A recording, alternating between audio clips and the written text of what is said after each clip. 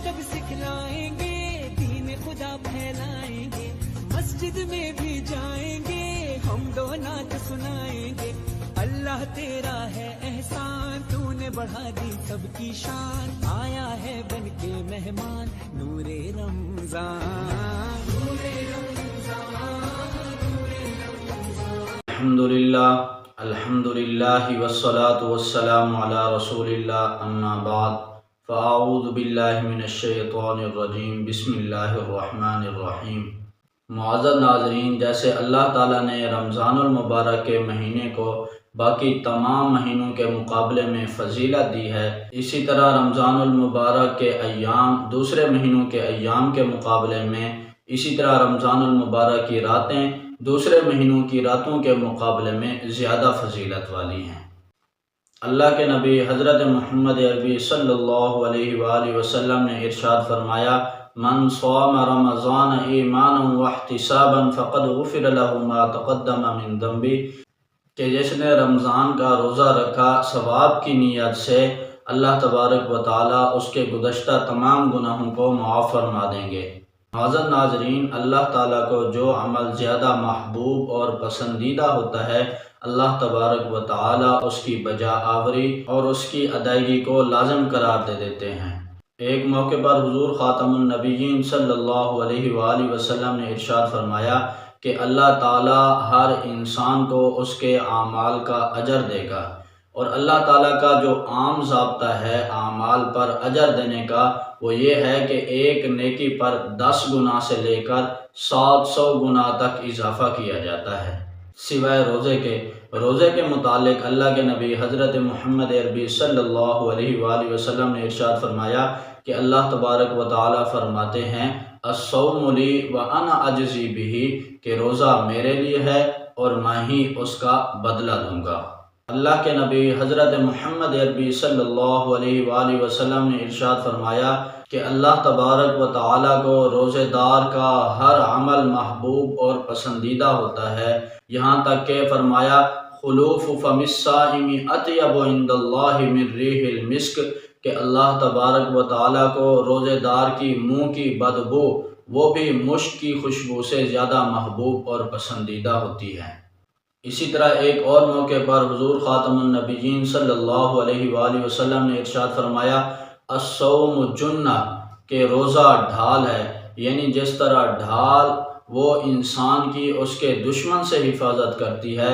اسی طرح روزہ بھی روزے دار کی حفاظت کرتا ہے اس کے ازلی دشمن یعنی شیطان سے، وہ شیطان جو انسان کو موت تک گمراہ کرنے کی کوشش کرتا رہتا ہے۔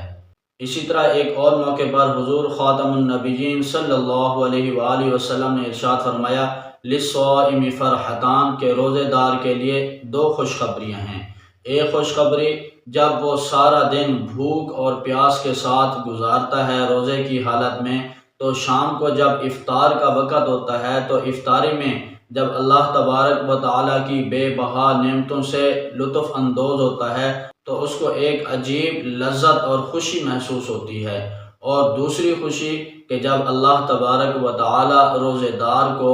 جنت میں اپنا دیدار نصیب فرمائیں گے۔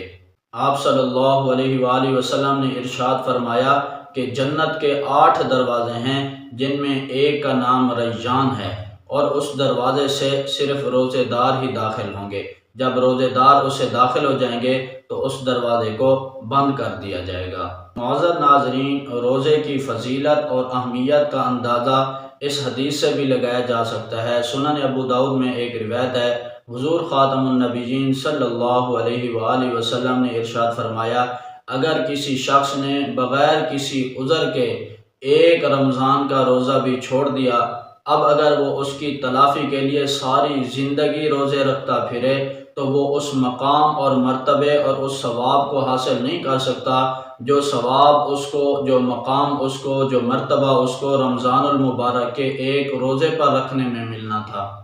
اللہ اکبر۔ اسی طرح ایک موقع پر حضور خاتم النبیین صلی اللہ علیہ وآلہ وسلم منبر پر خطبہ دینے کے لیے چڑھنے لگے تو جب پہلی سیڑھی پر قدم مبارک رکھا فرمایا آمین، پھر جب دوسری سیڑھی پر قدم مبارک رکھا پھر فرمایا آمین، پھر جب تیسری سیڑھی پر قدم مبارک رکھا پھر فرمایا آمین۔ تو صحابہ کرام رضوان اللہ تعالی علیہم اجمعین نے عرض کی، یا رسول اللہ صلی اللہ علیہ وآلہ وسلم، دعا تو کسی نے مانگی نہیں، پھر آمین آپ نے کیوں کہا؟ تو حضور خاتم النبیین صلی اللہ علیہ وآلہ وسلم نے ارشاد فرمایا کہ جب میں نے پہلی سیڑھی پر قدم رکھا تو جبرائیل امین نے ایک دعا مانگی، اس پر میں نے آمین کہا۔ پھر جب دوسری سیڑھی پر قدم رکھا تو جبرائیل امین نے دوسری دعا مانگی، میں نے اس پر آمین کہا۔ پھر جب تیسری سیڑھی پر قدم رکھا تو جبرائیل امین نے تیسری دعا مانگی، جس پر میں نے آمین کہا۔ تو صحابہ کرام رضوان اللہ تعالی علیہم اجمعین نے کہا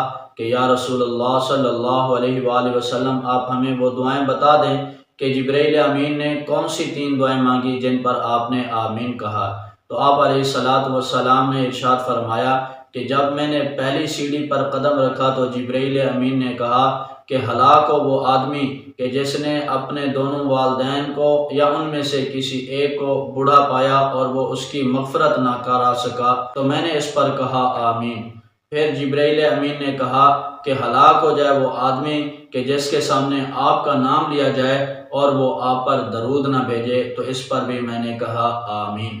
پھر جب میں نے تیسری سیڑھی پر قدم رکھا تو اس وقت جبرائیل امین نے دعا کی کہ ہلاک ہو جائے وہ آدمی کہ جس نے رمضان المبارک کا مہینہ پایا اور وہ اپنی بخشش نہ کروا سکا، تو اس پر میں نے کہا آمین۔ لہذا رمضان المبارک کے تمام روزے رکھیں، چھوٹے چھوٹے عذر کی وجہ سے روزے کو ترک نہ کریں، کیونکہ چھوٹے چھوٹے عذر کی وجہ سے روزہ نہ رکھنا یہ کم ہمتی کے ساتھ ساتھ ایمان کے کمزور ہونے کی علامت ہے۔